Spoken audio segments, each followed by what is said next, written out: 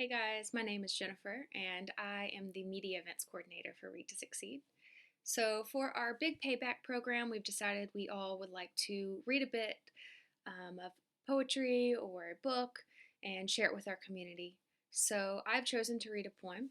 It's from a woman named Ella Wheeler Wilcox. It was actually written in 1911, and Ella was born in 1850.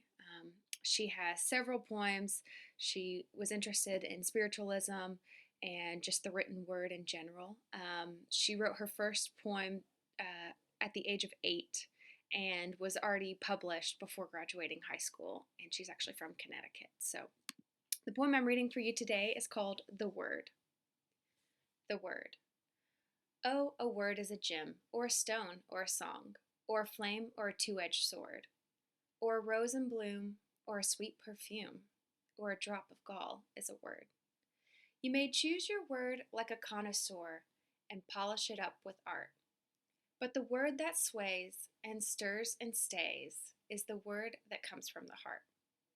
You may work your word 1,000 weeks, but it will not glow like the one that all unsought leaps forth white hot when the fountains of feeling run. You may hammer away on the anvil of thought and fashion your word with care. But unless you are stirred to the depths, that word shall die on the empty air.